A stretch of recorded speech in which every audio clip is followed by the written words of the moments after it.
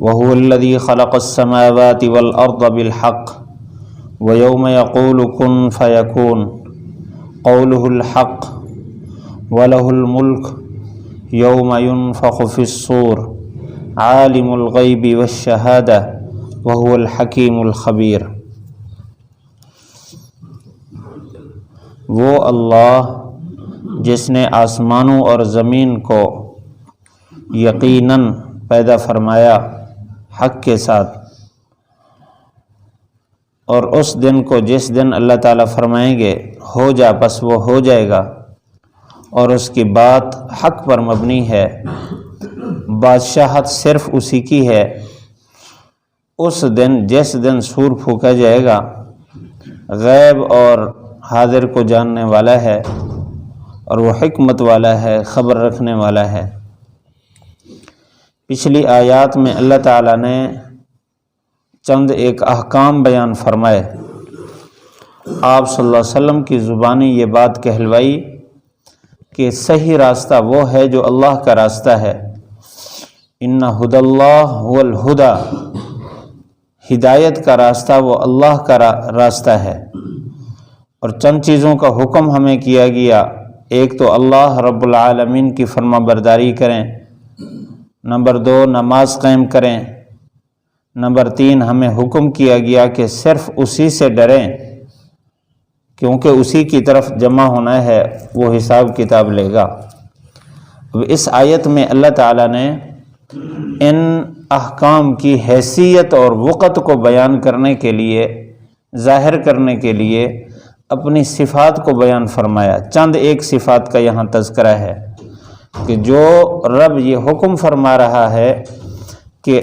صحیح راستہ وہی ہے جو اللہ کا راستہ ہے، اور جو اس بات کا حکم فرما رہا ہے کہ صرف اسی کی فرما برداری کرو، جو اس بات کا حکم فرما رہا ہے کہ اس کے سامنے کھڑے ہو کر رکوع سجدہ کرو، اور یہ اس بات کا حکم فرما رہا ہے صرف اسی سے ڈرو، بس باقی ساری مخلوق کو چھوڑ دو، تو ان احکام کی حیثیت کیا ہے؟ اس لیے کہ حکم کرنے والی وہ ذات ہے جس نے ساری کائنات کو بنایا ہے، ساری کائنات کا خالق ہے، مالک ہے، ساری کائنات پر اس کو پوری قدرت ہے۔ تو جو ان صفات کا مالک ہوگا تو وہ حق رکھتا ہے کہ صرف اسی سے ڈرا جائے، اسی کی فرما برداری کی جائے، اسی کے سامنے سر جھکایا جائے۔ تو یہاں فرمایا وَهُوَ الَّذِي خَلَقَ السَّمَاوَاتِ وَالْأَرْضِ، کہ وہ اللہ جس نے آسمانوں اور زمین کو بالحق، حق کے ساتھ پیدا فرمایا۔ حق کے ساتھ، یہ بالحق کا جو لفظ ہے یہ تحقیق کے لیے آتا ہے، اس کا مطلب ہے کہ ساری کائنات کے ذرے ذرے کا اصل مالک اللہ ہے۔ اگر ظاہری طور پر کسی چیز کی صنعت نظر آ رہی ہے، مثال کے طور پر یہ بجلی ہے، ہم کہتے ہیں عموماً معاشرے میں کہ اس کا خالق فلاں آدمی ہے، گیس ہے اس کا خالق فلاں آدمی ہے، یہ جو فیکٹری ہے اس کی ترتیب فلاں نے دی، فلاں صانع ہے اس کا۔ تو ساری کائنات کو وجود بخشنے والا حقیقی طور پر اللہ ہے،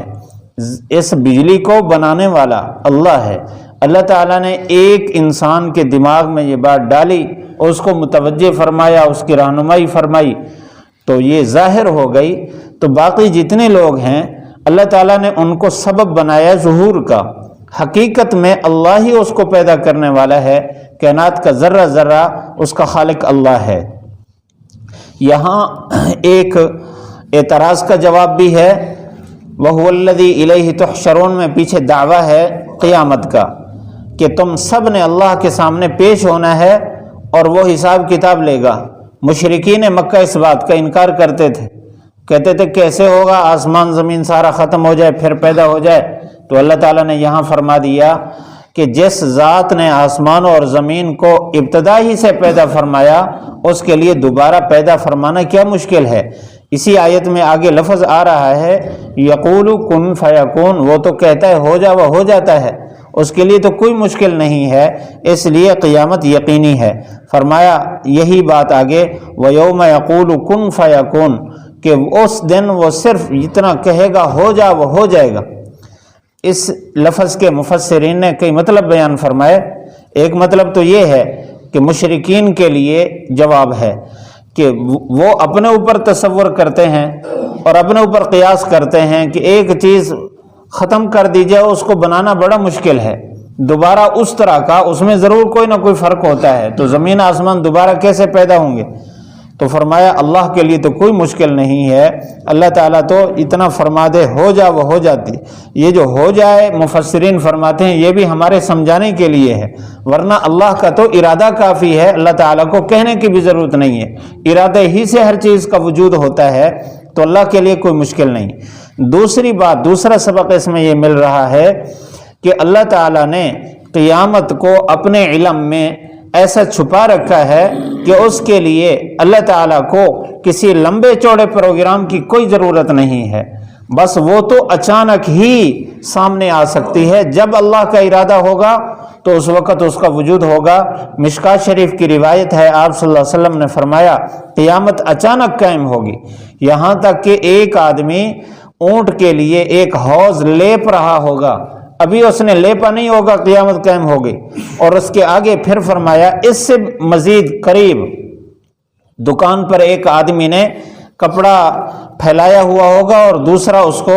لینے کے لیے خریدنے کے لیے دیکھ رہا ہوگا، ابھی اس نے کپڑے کو لپیٹا نہیں ہوگا کہ قیامت قائم ہو جائے گی۔ ایک آدمی بازار میں لین دین کر رہا ہوگا، رقم دے گا، ابھی چیز نہیں لی ہوگی، اسی وقت قیامت قائم ہو جائے گی۔ اس سے مزید قریب بتایا ایک آدمی لقمہ توڑے گا اور وہ اپنے منہ کے قریب لے جائے گا، ابھی منہ میں نہیں ڈالا ہوگا، پہلے قیامت قائم ہو جائے گی، یعنی اتنا اچانک قائم ہوگی۔ تو فرمایا وَيَوْمَ يَقُولُ كُن فَيَكُونُ، اس دن، وہ دن تو ایسا ہے کہ اللہ تعالیٰ فرمائیں گے ہو جا، بس وہ ہو جائے گی، ایک لمحہ سے پہلے اس کا وجود ہو جائے گا، اچانک ہی قیامت قائم ہوگی۔ آپ صلی اللہ علیہ وسلم سے جبرائیل علیہ السلام نے پوچھا متی الساعہ، قیامت قائم کب ہوگی؟ تو انہوں نے فرمایا جتنا پوچھنے والے کے علم میں ہے اتنا ہی بتانے والے کے علم میں ہے، یعنی جیسے آپ نہیں جانتے میں بھی نہیں جانتا۔ تو انہوں نے پھر سوال کیا کہ اس کی کچھ علامات، ہاں اللہ نے علامات کچھ بتائی ہیں، وہ علامات جو ظہور پذیر ہیں، فتنوں کا اور فساد کا دور ہوگا، ہر طرف فتنے ہوں گے اور رات کے اندھیروں کی طرح فتنے زمین پر امڑیں گے، یہ اس کی علامات ہیں۔ فرمایا قولہ الحق، اللہ نے جو یہ بات فرمائی کہ قیامت اچانک آئے گی، اس کے بعد اس کی بات سچی ہے، اس میں کسی قسم کا کوئی شبہ نہیں۔ وَلَهُ الْمُلْكُ يَوْمَ يُنْفَخُ فِي الصُّورِ، جس دن سور پھونکا جائے گا، یہ دوسرا سور ہے، پہلا سور پھونکا جائے گا جس میں ہر چیز کو فنا ہو جائے گی۔ لیکن نبی صلی اللہ علیہ وسلم نے فرمایا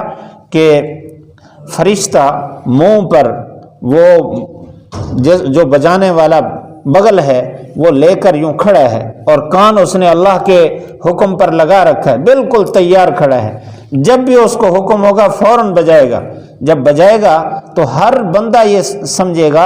کہ میرے قریب سے آواز آ رہی ہے، اور آواز زیادہ ہوتی ہوتی یہاں تک کہ جگر پھاڑ دے گی، دماغ پھٹ جائیں گے اور لوگ مرنا شروع ہو جائیں گے، وحشت قائم ہو جائے گی، جنگل جو درندے انسانوں سے بھاگتے ہیں وہ آبادیوں میں گھس جائیں گے، یعنی حواس اڑ جائیں گے، اور جو آہستہ آہستہ لوگ فنا ہونا شروع ہو جائیں گے۔ یہ پہلا سور ہے۔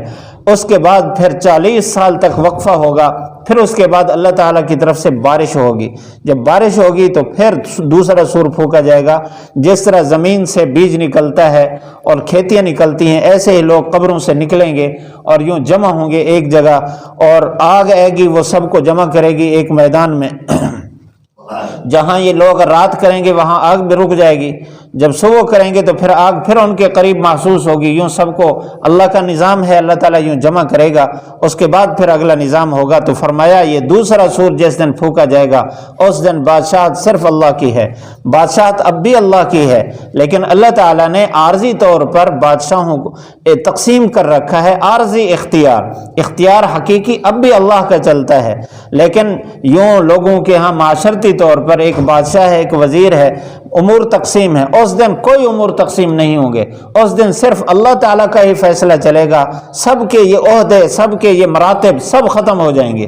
تو فرمایا لہ الملک یوم ینفخ فی الصور عالم الغیب والشہادہ، اس دن کوئی چالاکی نہیں کر سکے گا، ہر چیز کو اللہ جانتا ہے، جو لوگوں کے سامنے ظاہر ہے اس کو بھی جانتا ہے، جو لوگوں سے پوشیدہ ہے اللہ اس کو بھی جانتا ہے، سب کو اللہ تعالیٰ ظاہر کرے گا۔ باقی اللہ تعالیٰ نے یہ نظام اس طرح کیوں بنایا ہے کہ قیامت کو کا علم نہیں دیا اور احکام دنیا میں قائم کر دیے اور کسی کو بادشاہ کسی کو عوام الناس میں سے بنا دیا؟ فرمایا اس کا ہر کام حکمت سے خالی نہیں ہے، حکمت سے بھرا ہوا ہے۔ وہ الحکیم، وہ حکمت والا ہے، الخبیر، ہر چیز کی خبر رکھنے والا ہے، ہر بندے کے ہر راز کا ہر حالت کا اللہ کو علم ہے۔ اس وجہ سے اللہ تعالیٰ سے کوئی چیز پوشیدہ نہیں۔ ہمیں اس آیت سے جو سبق مل رہا ہے وہ یہ ہے کہ ہمارے اوپر اللہ تعالیٰ کا مکمل کنٹرول ہے، ہمارے حالات کو اللہ پوری طرح جانتا ہے۔ ہمیں اللہ تعالیٰ نے جس میدان میں بھیجا ہے اس میں اللہ تعالیٰ کو خوش کرنا ہماری ذمہ داری ہے۔ ہم سے کوتاہیاں ہوتی رہتی ہیں، ہم اللہ کو ناراض کر لیتے ہیں، معاشرے کی بنیاد پر خوش کرنے کے لیے، نفس کو خوش کرنے کے لیے، دوستوں کو خوش کرنے کے لیے ہم اللہ کو ناراض کر لیتے ہیں۔ یہ ہمارے گھاٹے کا سودا ہے۔ ہم ہر وقت ہر کام میں اللہ ہی کو خوش کریں، ہمارے سامنے بس وہ اسی کی رضا ہو۔ اگر ہمارا یہ جذبہ ہو جائے رات دن کا، ہمارے اندھیرے اور ہماری روشنی، ہماری مجلس اور ہمارا الگ زندگی گزارنا سب برابر ہو، سب میں اللہ کو خوش کرنا مقصود ہو، تو پھر ہماری کامیابی ہے۔ اگر نہیں اپنے نفس کو خوش کیا یا معاشرے کے خوش کرنے کے چکر میں رہے تو پھر اللہ تعالیٰ کو پورا کنٹرول ہے۔ ایسا نہ ہو کہ اللہ ناراض ہو جائے، ہماری پکڑ ہو جائے۔ ہمیں اس بات کا استحضار رکھنا ہے، دماغ میں اس بات کو ہر وقت رکھنا ہے۔ اللہ تعالیٰ مجھے اور آپ کو عمل کرنے کی توفیق نصیب فرمائے۔ وَهُوَ الَّذِي، وہ اللہ، خلق السماوات، جس نے آسمانوں کو پیدا فرمایا، والارض، اور زمین کو، بالحق، حق کے ساتھ، ویوم یقول، اور اس دن کو پیدا فرمایا، یقول، جس دن فرمائے گا کن، ہو جا، فیکون، وہ ہو جائے گا، قولہ الحق، اس کی بات سچی ہے، وَلَهُ الْمُلْک، صرف اسی کی بادشاہت ہوگی، یوم ينفخ فی الصور، جس دن سور پھونکا جائے گا، عالم الغیب والشہادہ،